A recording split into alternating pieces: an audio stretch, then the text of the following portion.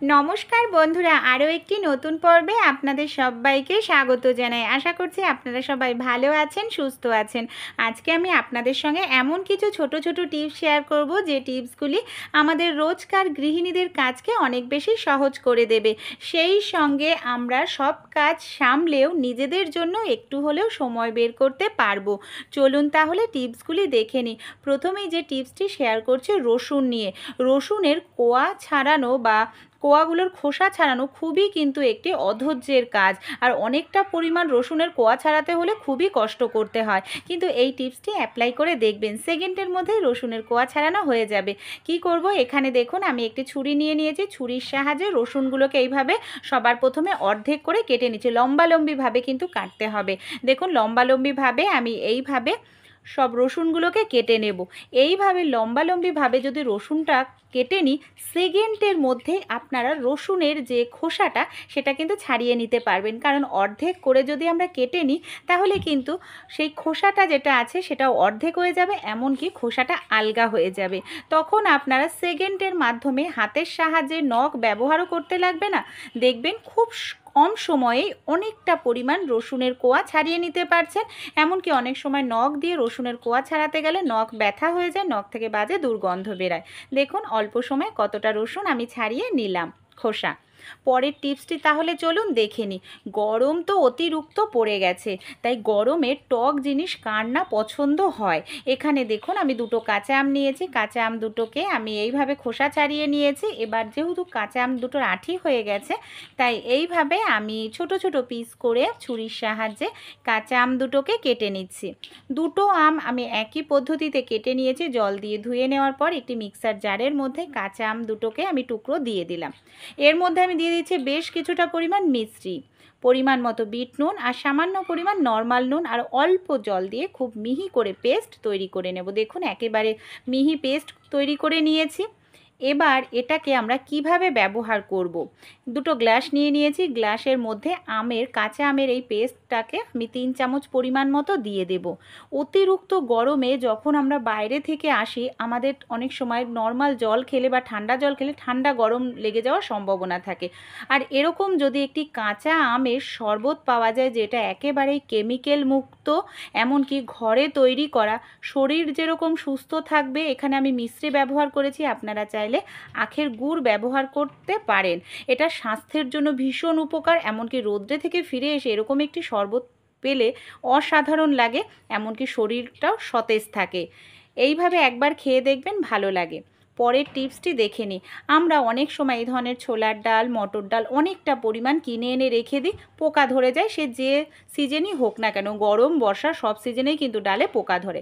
ডালের মধ্যে শুধু সামান্য একটু নুন দিয়ে রাখবেন, দেখবেন সারা বছর ডালটা ভালো থাকবে, একটু পোকা আপনাদের ডালে না। তাহলে চলুন পরের টিপসটি দেখে নিই। এখানে আমরা যে এই ধরনের ফাউন্ডেশন বা বিবি ক্রিমগুলো মেখে থাকি, এই ধরনের বিবি ক্রিমগুলো ফাউন্ডেশন মাখলে অনেক সময় দেখা যায় মেকআপ করলে না মুখটা কীরকম একটা ফ্যাকাশে ফ্যাকাশে ফাটা ফাটা ভাব দেখা যায়, কিছু সময় পর ভালো লাগে না।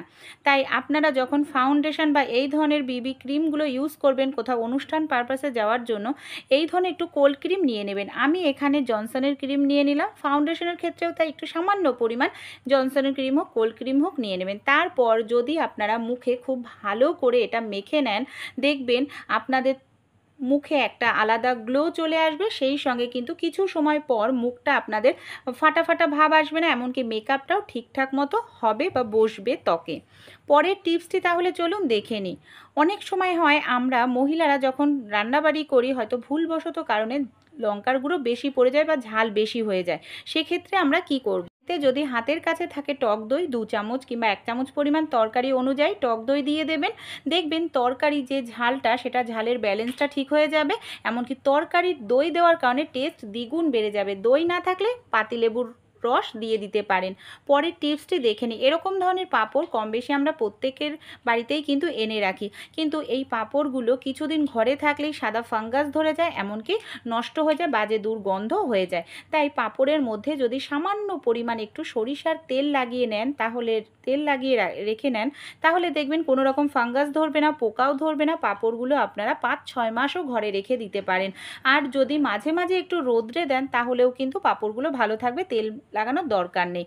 আর তেল আপনারা যদি ফ্রিজে রাখতে চান তাহলে তেল না লাগিয়ে কোনো এয়ারটাইট কন্টেনারের ভরে ফ্রিজে রেখে দেবেন। তাহলে চলুন দেখে নিই। আমাদের বাড়িতে যে এই ধরনের আমরা ড্রাই ফ্রুটস বা যে কোনো ফল নিয়ে আসি, নেটের ব্যাগগুলো আসে না, এই ব্যাগগুলোকে আমরা সময় কোনো কাজে লাগাই না, ফেলে দিই। এরকমই দেখুন আমি অনেকগুলো এই নেটের ব্যাগগুলো নিয়ে নিয়েছি। এগুলো কিন্তু আমাদের অনেকটা টাকা বাঁচিয়ে দিতে পারে। এইভাবে নিয়ে আমাদের ব্যাগগুলোকে কি করতে হবে দেখুন, এইভাবে ফুলের মতো করে ভাঁজ করে নিতে হবে। আমি এখানে 4টে ব্যাগ নিয়েছি, 4টে ব্যাগকেই এইভাবে মাঝখানটায় ধরে নিয়েছি। তারপর এইভাবে আমি ব্যাগগুলোকে সব সাইডগুলোকে ফুলের মতো করে আমি ভাঁজ করে নিচ্ছি। এবার কি করব, এরকম ধরনের সরু যে গার্ডারগুলো থাকে, সরু গার্ডারগুলো দিয়ে আমাদের না ঠিক মাঝখানটায় এই জায়গাটায় টাইট করে না একটু বেঁধে নিতে হবে। দেখুন এইভাবে আমি টাইট করে বেঁধে নিচ্ছি। এইভাবে বেঁধে নেওয়ার পর দেখতে পাচ্ছেন কত সুন্দর একটি জিনিস কিন্তু তৈরি হয়ে গেছে। আমরা এই ধরনের যে গার্ডওয়ালার খোসাগুলো বাজার থেকে কিনে নিয়ে আসি, অনেকটাই দাম কিন্তু পড়ে। আর সেই নেট কিন্তু একই নেট, হয়তো কালারগুলো অন্যরকম কালার থাকে, তা বাড়িতেই কিন্তু এই ধরনের গার্ডওয়ালার খোসা আপনারা তৈরি করে নিতে পারবেন। আর এটা খুবই নরম হয়, গাও খুব সুন্দর, আপনাদের শরীর পরিষ্কার হবে। আশা করছি ছোট্ট টিপসটি আপনাদের অনেক কাজে লাগবে। এইভাবে ওপরে আপনারা যদি কোথাও হ্যাং করতে চান, এইভাবে ফিতেটা বেঁধে দিলেও কোথাও হ্যাং করেও রাখতে পারবেন। পরের টিপসটি আমরা দেখে নিই। এখানে দেখুন আমি একটি পাত্রের মধ্যে বেলুন চাকি নিয়ে নিয়েছি। এখানে আমি 1 চামচ দুধ নিয়েছি। এক পাশে আমি 1 চামচ দুধ বেলুন চাকির ওপর এইভাবে ঢেলে দিলাম। আরেক পাশে আমি অন্য আরেকটা দুধ এইভাবে 1 চামচ ঢেলে দিচ্ছি। আপনারা লক্ষ্য করছেন এক পাশের দুধ দেখুন পুরো মনেই হচ্ছে না যে সেখানে দুধ রয়েছে, আর এক পাশে দেখুন দুধের কিন্তু সাদা একটা দাগ আমাদের ওপর দিয়ে বোঝা যাচ্ছে, আর এক পাশে কিছুই বোঝা যাচ্ছে না। এর থেকে আপনারা খুব সহজেই আন্দাজ লাগিয়ে নিতে পারবেন যে আপনারা যে দুধ খাচ্ছেন তাতে কতটা পরিমাণ জল মেশানো আছে। কারণ আমরা অনেকেই গরুর দুধ খাই, বাড়িতে ঘোষ দিয়ে যায়। এর মাধ্যমে কিন্তু আপনারা যাচাই করে নিতে পারবেন যে দুধটুকু খাচ্ছেন তাতে জলের পরিমাণ কতটা মেশানো থাকতে পারে। ছোট্ট টিপসটি আপনারাও যারা বাড়িতে ঘোষের কাছ থেকে দুধ নিয়ে থাকেন অ্যাপ্লাই করে দেখবেন, আশা করছি ভালো ফল পাবেন। পরের টিপসটি তাহলে চলুন দেখে নিই। শাক খাওয়া স্বাস্থ্যের জন্য ভীষণ উপকারী, কিন্তু শাক বাছাটা ভীষণ কষ্টকর একটি ঝামেলার কাজ। আর একটি বাছা তো আরও কষ্ট। তাই আমাদের বাড়িতে যে হাতা থাকে না, হাতার পেছন দিকটা হ্যান্ডেলে কিন্তু ছোট্ট একটি ছিদ্র থাকে। এই ছিদ্রর মধ্যে যদি আমরা 2-3টে শাক এইভাবে একসঙ্গে ঢুকিয়ে দিই, তাহলে কিন্তু দেখুন শাকের যে শক্ত অংশটা সেটা খুব সহজে আলাদা হয়ে যাচ্ছে। এমনকি খুব অল্প সময়ের মধ্যেই আমরা কিন্তু অনেকগুলো শাক বেছে নিতে পারবো। আর এইভাবে যদি শাকটা বাছি, শাকের মধ্যে অন্য কোনো নোংরা আছে কি না তাও আমাদের চোখে পড়ে যাবে, আর কম সময়ের মধ্যেই কিন্তু আমরা শাকটা বেছে নিতে পারবো। টিপসটি ভালো লেগে থাকলে আপনারাও টিপসটি অ্যাপ্লাই করে দেখবেন। পরের টিপসটি আমরা দেখে নিই। আমরা অনেক সময় গ্যাসের ওপর যখন দুধ বসাই, দেখা যায় চোখের পলক সরতে না সরতেই দুধটা উতলে পড়ে যায়। তাই যখন দুধ বসাবেন সামান্য একটু পরিমাণ যদি ঘি এইভাবে দুধের যে পাত্রটা আছে সেই পাত্রের ওপরের দিকে এইভাবে একটু লাগিয়ে নিতে পারেন আঙুলের সাহায্যে কিংবা চামচের সাহায্যে। দেখবেন দুধ যতই উতলে উঠুক না কেন, যতটা ঘির লেয়ার রয়েছে সেই ওপর পর্যন্ত কিন্তু কখনোই উঠবে না, অতটা পর্যন্ত গিয়ে আটকে যাবে। আর গ্যাসের ওপর যখনই আপনারা দুধ বসাবেন সব সময় চেষ্টা করবেন গ্যাসের ফ্লেমটাকে মিডিয়াম থেকে লোতে রাখার, হাই ফ্লেমে কখনোই দেবেন না।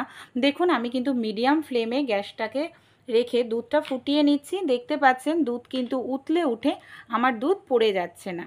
পরের টিপসটি তাহলে চলুন দেখে নিই। আমরা অনেক সময় বাচ্চাদের যখন দুধ খেতে দিই, দেখা যায় বাচ্চারা হয়তো সঙ্গে সঙ্গে খায় না, দুধ খেতে গিয়ে গ্লাসের গা দিয়ে পড়ে যায়, তাদের গায়ে পড়ে যায়। তাই এই সব সমস্যা যাতে না হয় তার জন্য ছোট্ট টিপসটি আপনারা অ্যাপ্লাই করে দেখতে পারেন। আর বাচ্চারাও কিন্তু এইভাবে দিলে খুব আনন্দ সহকারে খাবে। আমাদের বাড়িতে যে এই ধরনের বেলুন থাকে না, এই ধরনের যে কোনো ছোট বড় একটি বেলুন নিয়ে নিতে হবে। দেখুন এখানে আমি এরকম ধরনের ছোট্ট একটি বেলুন নিয়ে নিয়েছি। এবার আমি কি করব, বেলুনটাকে কাঁচির সাহায্যে এইভাবে দেখুন ওপরের দিকের অংশটা কেটে নিচ্ছি। এবার এই বেলুনটাকে এইভাবে আমি বড় করলে বড় হয়ে যাবে। যে গ্লাসটার মধ্যে আমরা দুধ দেব, ছোট গ্লাস হোক বড় গ্লাস হোক, এইভাবে বেলুনটাকে সেট করে নেব গ্লাসের মধ্যে। তারপর বেলুনটার এইভাবে ওপরের দিকটায় দেখুন, যেটা আপনারা আপনাদের সুবিধা মতো ওপরের দিকটা ধরে ছোট্ট করে একটুখানি কাঁচি দিয়ে আমাদের কি করতে হবে, কেটে দিতে হবে। দেখো সামান্য একটু অংশ আমি কাঁচি দিয়ে কেটে দিলাম। এর ভেতরে আমি একটি স্ট্র দিয়ে দিচ্ছি, যে স্ট্রগুলো দিয়ে আমরা জুস টুস খেয়ে থাকি সেই স্ট্র। এবার যদি আপনারা বাচ্চাদের দেন, বাচ্চারা দেখবেন নিমেষেই আপনাদের দুধটা খেয়ে নেবে। আর এই দুধটা খেতে গিয়ে কিন্তু বাচ্চাদের হাতে গায়ে এমনকি পড়ে যাওয়ারও সম্ভাবনা নেই। টিপসগুলি ভালো লেগে থাকলে অবশ্যই অ্যাপ্লাই করবে।